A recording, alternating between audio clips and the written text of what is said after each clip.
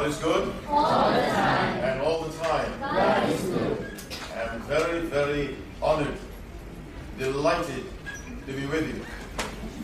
I look forward to this very much.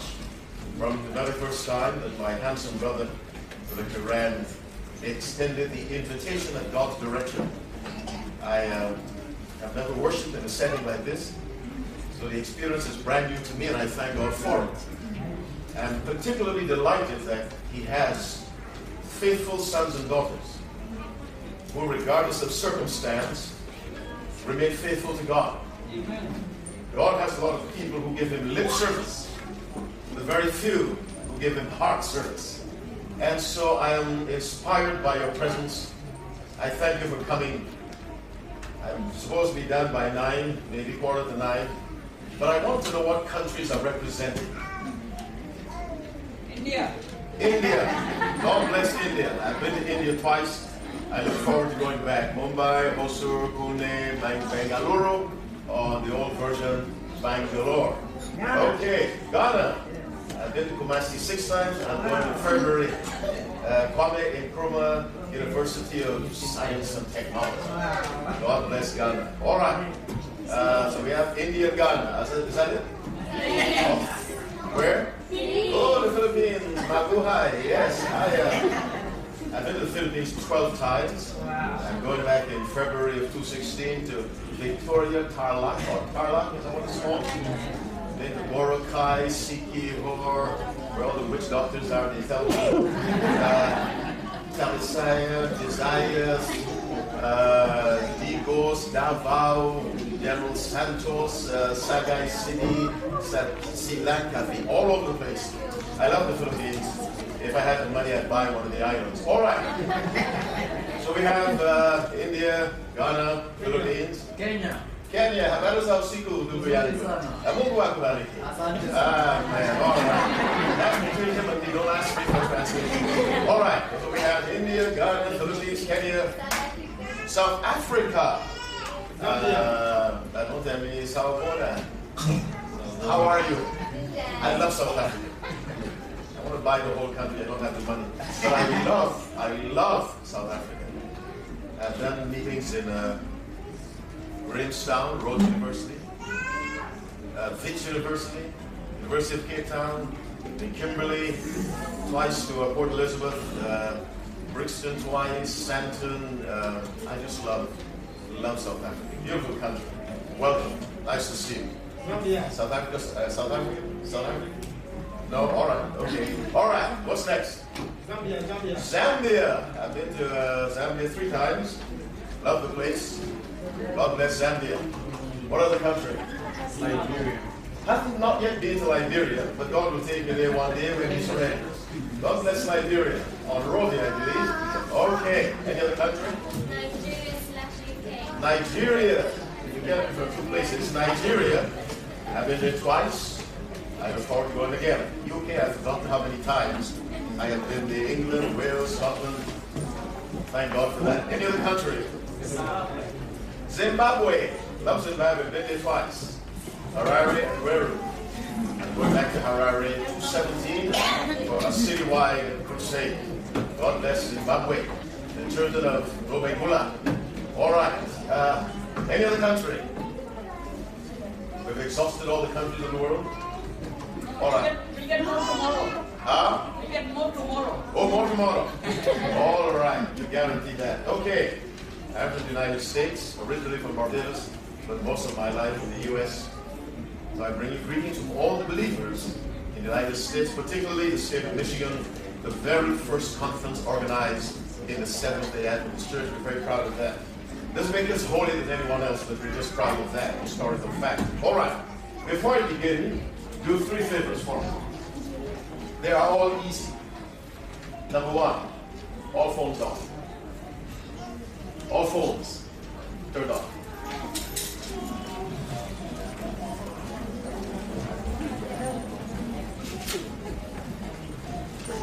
All phones, Nokia, Samsung, iPhone, all of them turned off. Yahoo, whatever, who makes your phone? Phone's off. A phone is not a Bible. Somebody say amen. Amen. A phone is not a Bible. This is a Bible. That's a phone. Okay. But if you need your phone because your Bible is on it, keep it on, but turn down the sound. Are you with me? Yes. You don't need sound to read the Bible.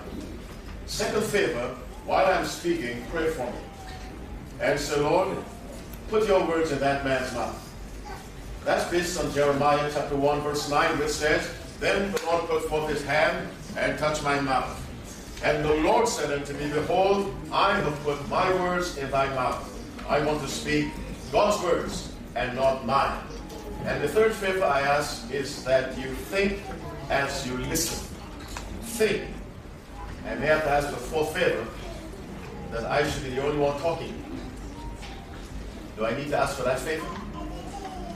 No? All right. Let's bow our heads and pray. Our Father, our God, we thank you for life. We thank you, dear God, for the gift of worship. We thank you for the freedom to worship in this capacity. And we thank you, dear God, for the presence of your Spirit, through whose agency, Father, this worship experience will be acceptable in your sight. Look at our hearts, dear God. If we've sinned against you, forgive us through the blood of your Son. Now grant to us wisdom, grant to us light, grant to us knowledge, dear God. But above all, draw us closer to your bosom, I pray. Protect us from harm and danger. Give me the words to speak, Father, as I humble myself in your presence. In Jesus' name I pray, and for his sake, let God's people say, Amen. And amen. Our subject for tonight, a God who plans ahead. What did I say? A God who plans ahead. Go with me to John chapter 6. We'll read from verse 1. John chapter 6, reading from verse 1. I'm reading from the King James Version of the Bible. John 6, reading from verse 1. It's 23 minutes after 8. I have until 9. Now keep that deadline. Do you have John? You may answer me. Do you have John? Yes. Chapter 6. Yes. Verse 1. Yes. You may read it if you choose. After these things, Jesus went over the Sea of Galilee, which is the Sea of Tiberias. And a great multitude followed him, because they saw his miracles, which he did on them that were diseased. And Jesus went up into a mountain, and there he sat with his disciples. And the Passover, a feast of the Jews, was nigh. Verse 5. When Jesus lifted up his eyes, and saw a great company come unto him, he saith unto Philip, Whence shall we buy bread, that these may eat? Now look at verse 5 again. He saith unto Philip, Whence shall we buy bread, that these may eat? Look at verse 6. Read it with me. And this he said, go on, to prove him why. For he himself knew what he would do. Stop. Verse 5 tells us, when Jesus lifted up his eyes and saw a great company come unto him. Now they were in a desert place, according to Mark chapter 6, Luke chapter 9, and Matthew 14, where that story is also recorded. It is the only miracle found in all four Gospels. They were in a desert area. Actually, in Mark chapter 6, from verse 35, they said, This is a desert place, and now the time is far spent. Send them away, that they may go into the country round about, and into the villages, and buy themselves meat, for they have nothing to eat. So it was a remote area, a desert place, and the disciples told Christ, Send the multitudes away. That's what's going on according to John. And so Jesus said to Philip, Whence shall we buy bread, that these may eat? Verse 6 tells us, this he said to prove him. And the glorious ending of that verse, for he himself knew.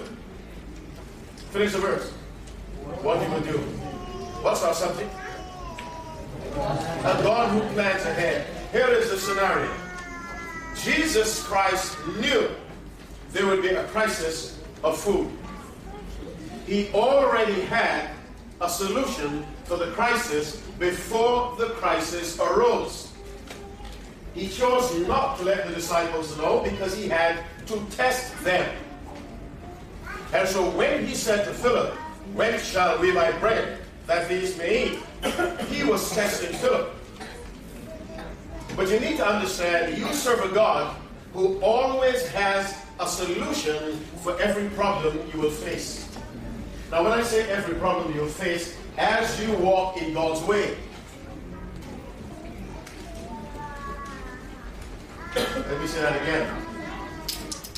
As we walk in God's way, God has a solution for the problems we will encounter. That crowd, that multitude was in the desert to listen to God, to Jesus. That's why they come. Therefore, their needs became his business. Am I talking to myself? No. You're listening? Yes. Let me say it again. Their needs became his business. Amen. Why are you in Qatar? Don't answer me. Let me guess. Why you're not. You did not come looking for greater religious freedom. You did not come to find a wife or a husband. You did not come for a better educational system. You came for one reason: economic benefit. Now, if I'm right, don't tell me. Now, there's nothing wrong with that. But you need to understand that the God you serve had a plan for you before you landed in your land. Amen. You see, God cannot be surprised. God cannot be ambushed.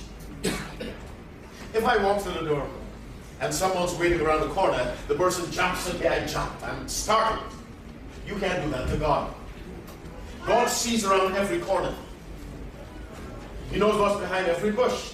And so when you were planning to come to this place, God had a plan for your life while you were in this place. If that's clear, say amen. Amen. Which means that worrying and being ridden by anxiety is not God's will. You serve a God who plans ahead. Let me show that to you more dramatically, but less obviously. Go to Genesis 1. Genesis 1, we'll read from verse 1. Our subject, a God who plans ahead. You have Genesis 1. Is it your culture not to answer the preacher? Amen. Do you have Genesis 1? Yes. All right, that's what I want to hear. Yes. All right, what verse are we reading from? 1. The Bible says, in the beginning, God created the heaven and the earth. And the earth was without form and void, and darkness was upon the face of the deep. And the Spirit of God moved upon the face of the waters. And God said, let there be light. And there was light. And God saw the light, that it was good. And God divided the light from the darkness. And God called the light day, and the darkness he called night. Finish that verse 5. And the evening and the morning were the first day. Give me one word. What was God doing? One word. Creating. Let's go to verse 6. And God said, let there be a firmament in the midst of the waters, and let it divide the waters from the waters. And God made the firmament, and divided the waters which were under the firmament from the waters which were above the firmament. And it was so. And God called the firmament what? Heaven. Finish the verse. And the evening and the morning were the second day. What was God doing on the second day? Creating or working. If you read Genesis 2 verse 1, and on the seventh day God ended his work. Creation is work. So God was working. Let's go to verse 9. And God said, let the waters under the heavens be gathered together unto one place, and let the dry land appear. And it was so. And God called the dry land earth, and the gathering together of the waters called he seas. And God saw that it was good. He's creating. And God said, let the earth bring forth grass, the herb yielding seed, and the fruit tree yielding fruit after his kind, whose seed is in itself upon the earth. And it was so. So God made the grass, the vegetation. He made the firmament. He made the light. You go to verse 14. And God said, let there be lights in the firmament of the heaven to divide the day from the night. And let them be for signs and for seasons and for days and years. Now God is making the sun, the moon, and the stars. He's working. Go to verse 20. And God said, let the waters bring forth abundantly the moving creature that hath life, and fowl that may fly above the earth in the open firmament of heaven. God is creating the fish and the birds. Go to verse 24. And God said, let the earth bring forth the living creature after his kind, cattle and creeping thing after their kind, and beast of the earth after his kind. And it was so. Here we have God creating again on day 6. Now, let's review. On day 1, what did God make? Day 2. You're too slow. This is an ad for this gathering. We're people of the book. Let's start again. Day 1. Day 2. Day 3. Vegetation, dry land. Okay. Day 4. Day 5. Day 6, the first part of the day. Land animals. Now, let's go to verse 26. And God said, let us make man in our image after our likeness, and let them have dominion over what? Over the fish of the sea, and over the what? Fowl of the air, and over what? Cattle, over all the earth, and over every creeping thing that creepeth upon the earth. And it was so. Stop. On what day did God make man? Keep in mind, a God who provides. On what day did God make man? Question for you. Could God have made him on day 1? Because he was the high point of creation. No. Could he? Yes. But would there have been fresh water to drink? Would there have been fruits to eat? Nice air to breathe? A lovely woman to call his wife? Birds to enjoy? Flowers to smell? No. Patriarchs and Prophets, page 44, paragraph 3. Listen to Ellen White. How many of you know who Ellen White is? I have to ask that in this Mother's Day age. Okay, all right. Yeah.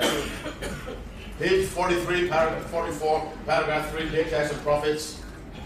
After the earth, with its teeming vegetable and animal life, had been called into existence, man, the crowning act of the Creator, and the one for whom the beautiful earth had been fitted up, was brought upon the stage of action. What is she saying? When God had put everything in place, that's when he made mankind. Now, the way God works physically is the way he works spiritually. That's why Jesus' teaching was mainly how? By parables. Christ could say the kingdom of heaven is like unto something physical, three-dimensional, and then he makes a spiritual application. Now why is that? Listen to Ellen White again, Child Guidance, page 45, paragraph 3. The whole natural world is designed to be an interpreter of the things of God. Next time you study Revelation, study it under the tree and see what insight comes to you. The whole natural world is designed. When you hear the word design, you know it's deliberate. You don't design accidentally. The whole natural world is designed by God, of course, to be an interpreter of the things of God. And Jesus showed the veracity of that statement by constantly using parables. Mustard seed, man who fishes, this, the next. A merchant man in search of pearls, because the physical has spiritual parallels now. At a physical level, God made, and he made man last. Why? Because he wanted everything in place for man's happiness.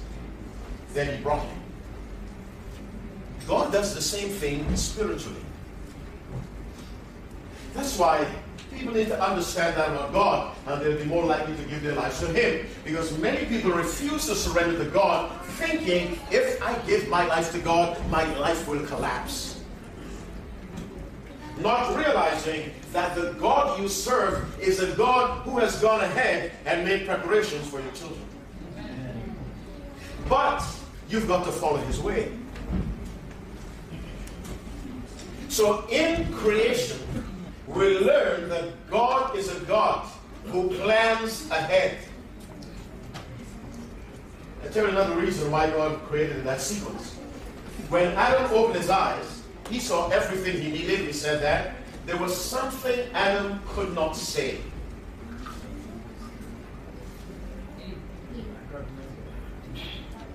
All right, you're close.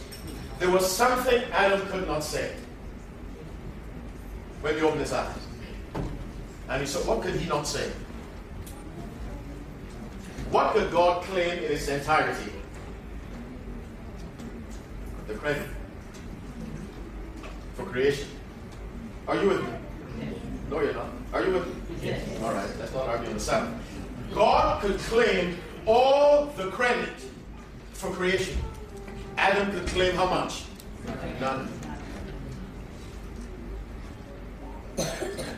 Every leaf he found. Every bird he saw. Every fruit, it was there.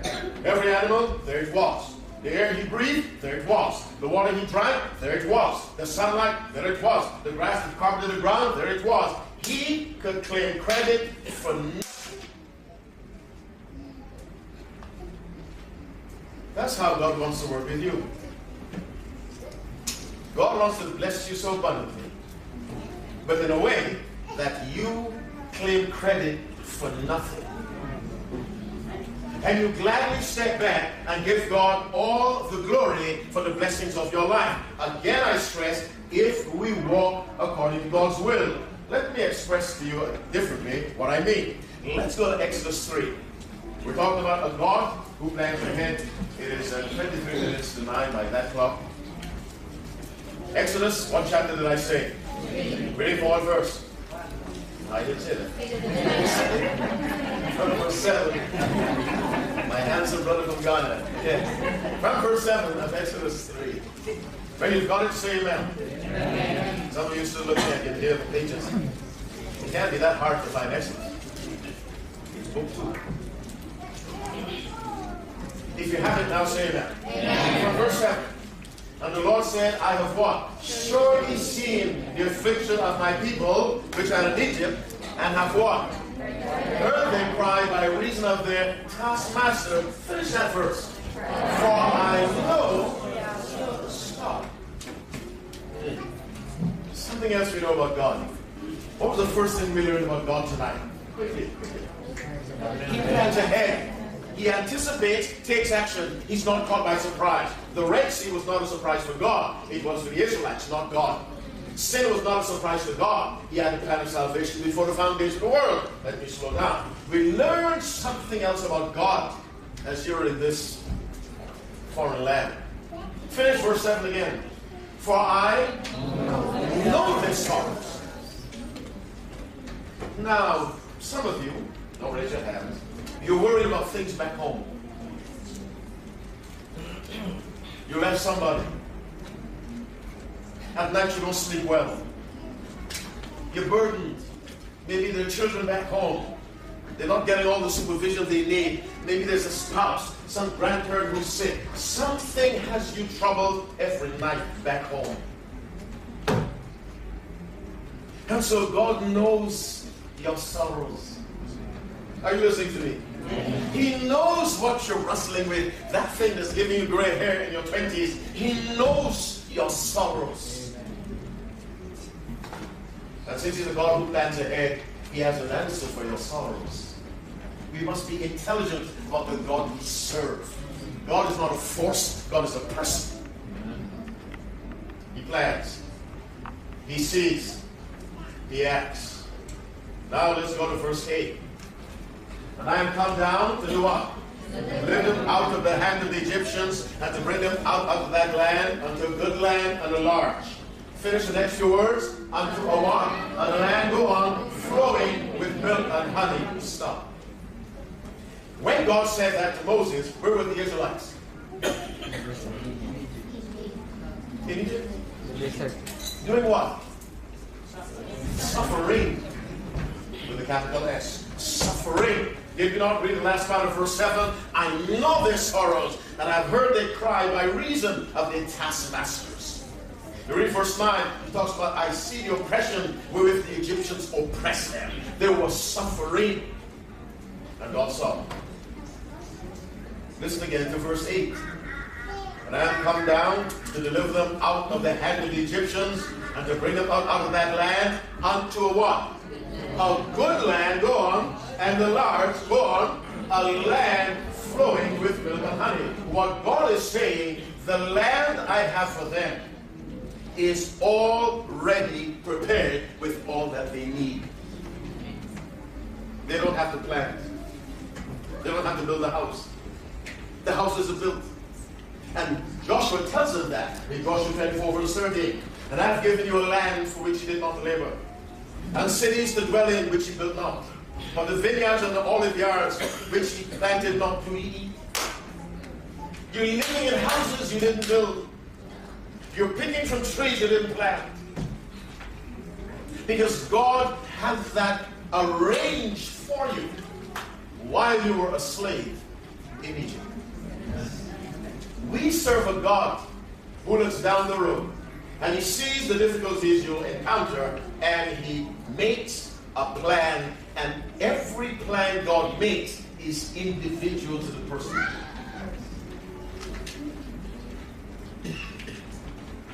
If you consider that in your hearts, it should reduce your anxiety, your worry, that cancerous fear that metastasizes, goes all over the body, cripples you, damages you spiritually.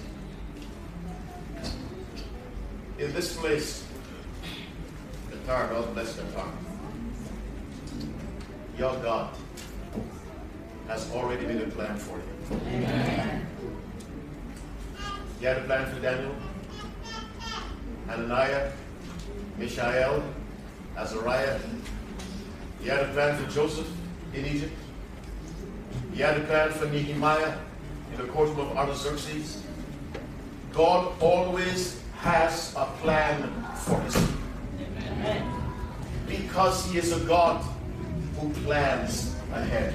But I must continue to add, for those who walk as God will have them walk. Let's go to Deuteronomy 8. We read from verse 7.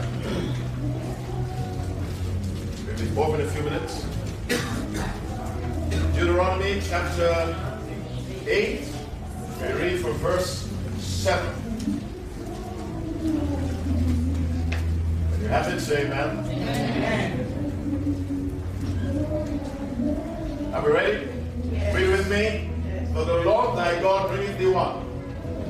Into a good land, a land of brooks, of waters, and fountains of depths that spring out of valleys and hills. A land of what? Wheat, and barley, and vines, and fig trees, and pomegranates. A land of oil, olive, and honey. Next verse. A land wherein thou shalt eat bread how? Without scarceness. Stop. What does without scarceness mean? All that you need, you'll have. Read the verse again. A land wherein thou shalt eat bread without scarceness. Next statement says what? Thou shalt not lack anything in it. Stop. Think. What is God promising the Israelites? I am taking you to a place where you will lack. How much? Keep reading. A land whose stones are iron, and out of whose hills thou mayst dig brass. All the natural resources you need is in the land. The food you need is in the land. And of course your protection is God. All God wants from the Israelites was obey me. That's all. Just obey. I'll do everything else. I'll destroy the Amalekites, the Kenizzites, the Canaanites. I'll destroy the Amorites, the Canaanites, the Hittites, the Hivites, the Jebusites, the Girgasites. I will overthrow and I'll do all of that. You have to do one thing. Obey me. Listen to God speaking to Abraham, Genesis 12. Let's go there quickly. Genesis 12, we'll read from verse 1. Then we'll close. How many times have I said we'll close? All right. Preacher Daly said that 5 times. We're closing. Genesis 12, read from verse 1. Do you have that? Finally, quickly, we have to wrap up. We really do. Now the Lord had said, now let's read microscopically. Now the Lord had said unto Abram, get thee out of thy country, and from thy kindred, and from thy father's house, unto a land that I will show thee. All Abraham had to do was leave, that's all. But listen to God. We shall notice the pronoun I, and we shall put it in where it doesn't appear when it belongs. Let's start again. Now the Lord has said unto Abram, get thee out of thy country, and from thy kindred, and from thy father's house, unto a land that I will show thee. Next verse, and I will make of thee a great nation, and I will bless thee, and I will make thy name great, and thou shalt be a blessing. And I will bless them that bless thee, and I will curse him that curseth thee, and in thee shall all families of the earth be blessed. What we see is an imbalance. All Abraham had to do was obey. God said, I will do all the rest. And so we read in Hebrews 11:8, by faith Abraham, when he was called to go out into a land which he would after receive an inheritance, obeyed.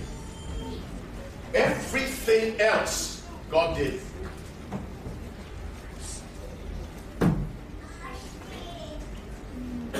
My brothers, my sisters, you're in this land for a purpose. Let me shock you a little bit with this statement. You may have come primarily for economic reasons. There's nothing wrong with that, so would I.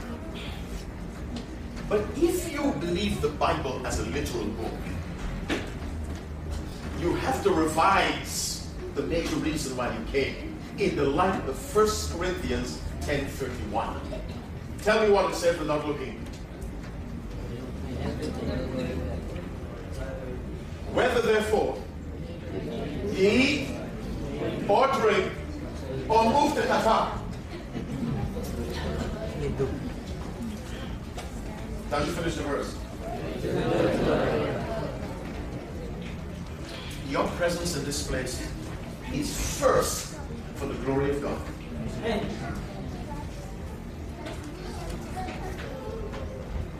Now, don't be nervous.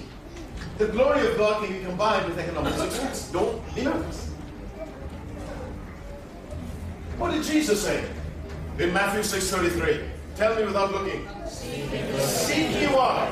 First. Now this is a divine recommendation about how to live an earthly life. Say it with me. But seek ye first what? The kingdom of God, go on, and his righteousness. Finish the verse. And all these things shall. All right. What are all these things? School fees for your children. Money to build that house in Boracay. Or Pretoria. Or Caroline. Insurance. Money to help your sick grandmother get proper treatment. God says, you put me first. And all these things shall be what?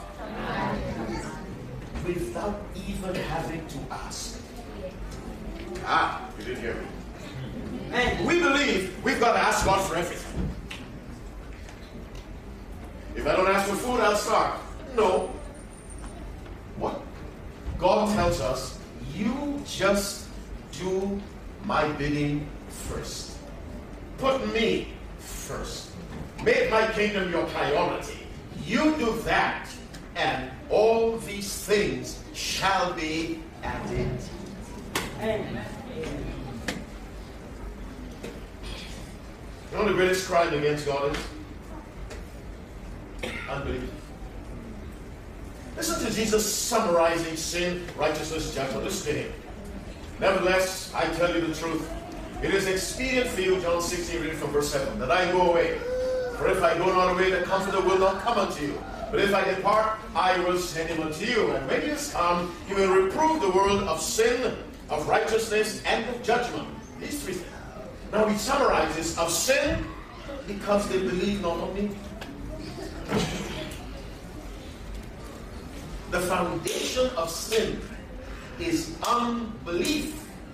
And a lack of belief in God is equivalent to confidence in self. Not equivalent to, it's the equal and opposite reaction. And so Jesus says of sin, because they believe not on me. My brothers, my sisters, you serve a God you can trust. Amen. But does God have a people he can trust? Can he trust you to honor the Son? Can he trust you to return the tithe while you're saving to build that house? Can he trust us to return that tithe? We can trust him. God wants a faithful people right in this place. Amen. Because the greatest evangelistic effort is a faithful life. You can't pitch a tent, as we do in the Philippines, United States Garden. You can't do that. But are we not tabernacles? Are we not tabernacles? Yeah. Pitch this. This is a tent in which God dwells, as verily as the tabernacle in the wilderness. Pitch this. And let this be the tent from which you proclaim what you believe. Pitch this. Represent a God who has your future in his hands. And so tonight, I appeal to you as your brother. Look at your life. Look at the reason why you are here. And ask yourself, is God pleased with me? He wants to be pleased. Always understand that God thinks no evil of you at all. Listen to God's words. For I know the thoughts I think toward you, said the Lord, thoughts of peace, not of evil, to give you an expected end or a bright future. Listen to God again. This is the description of love. Love thinketh no evil. Here's love again. Beareth all things, believeth all things, hopeth all things. God believes you can be faithful. You didn't hear me. I said God believes you can be faithful. Amen. Not because of your power, but because of the power he make available to you. Amen. Tonight, I ask God to keep me faithful. Wherever I am, Qatar, Philippines, United States, the moon, keep me faithful. Let faithfulness to God be my priority. How many of you will say, Father, give me the grace and the strength to be faithful in this place? Can I see your right hand? Stand up with me. Head bowed, eyes closed. God is good. All the time. And all the time. God is good. I'm very, very honored, delighted to be with you. I look forward to this very much. From the very first time that my handsome brother, Brother Rand, extended the invitation at God's direction. I have never worshipped in a setting like this, so the experience is brand new to me, and I thank God for it. I'm particularly delighted that he has faithful sons and daughters who, regardless of circumstance, remain faithful to God. God has a lot of people who give him lip service, the very few who give him heart service. And so I am inspired by your presence. I thank you for coming. I'm supposed to be done by 9, maybe 8:45, but I want to know what countries are represented. India. India. God bless India. I've been to India twice. I look forward to going back. Mumbai, Hosur, Pune, Bangalore, or the old version, Bangalore. Okay, Ghana. I've been to Kumasi 6 times. I'm going in February. Kwame Nkrumah University of Science and Technology. God bless Ghana. All right. So we have India and Ghana. Is that it? Oh, that historical fact. All right. Before I begin, do 3 favors for me. They are all easy. Number 1, all phones off. All phones turned off.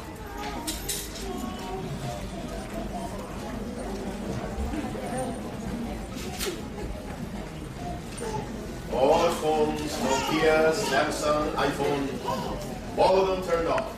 Yahoo, who makes your phone? Phone's off. A phone is not a Bible. Somebody say amen. Amen. A phone is not a Bible. This is a Bible. That's a phone.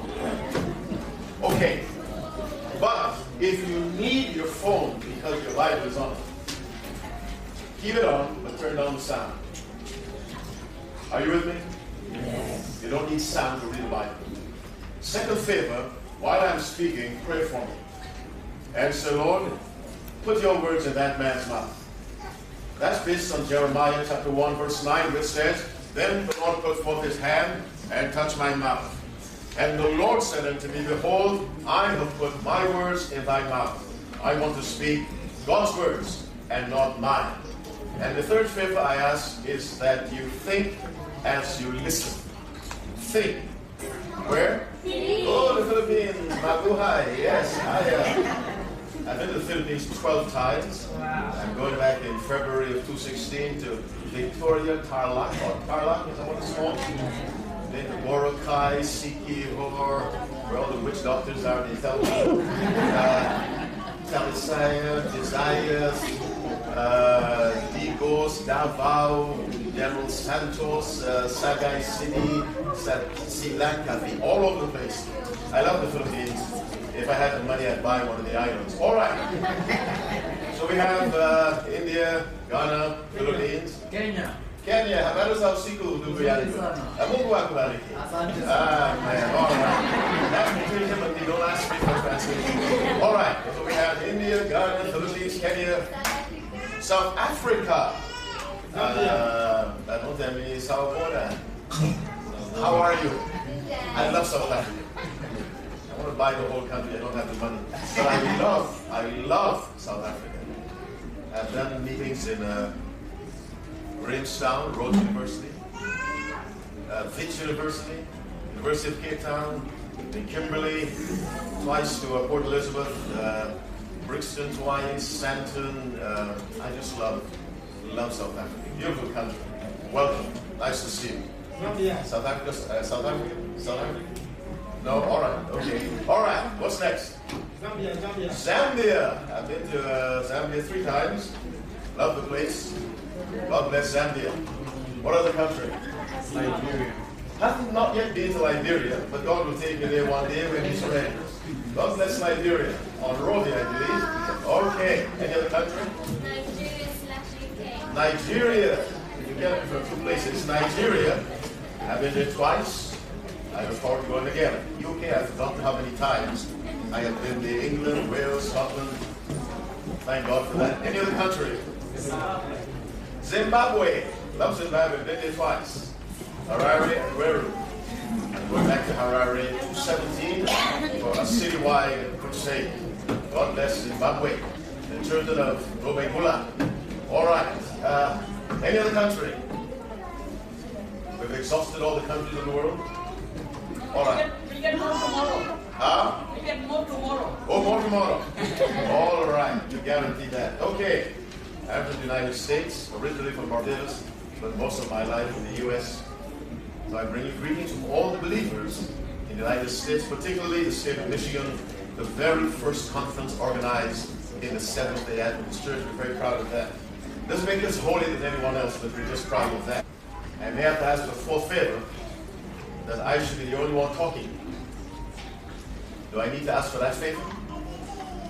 No? All right. Let's bow our heads and pray.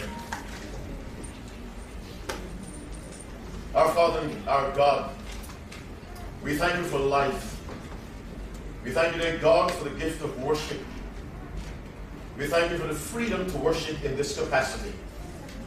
And we thank you, dear God, for the presence of your Spirit, through whose agency, Father, this worship experience will be acceptable in your sight. Look at our hearts, dear God. If we've sinned against you, forgive us through the blood of your Son. Now grant to us wisdom, grant to us light, grant to us knowledge, dear God. But above all, draw us closer to your bosom, I pray. Protect us from harm and danger. Give me the words to speak, Father, as I humble myself in your presence. In Jesus' name I pray, and for his sake, let God's people say, Amen. And amen. Our subject for tonight, a God who plans ahead. What did I say? A God who plans ahead. Go with me to John chapter 6. We'll read from verse 1. John chapter 6, reading from verse 1. I'm reading from the King James Version of the Bible.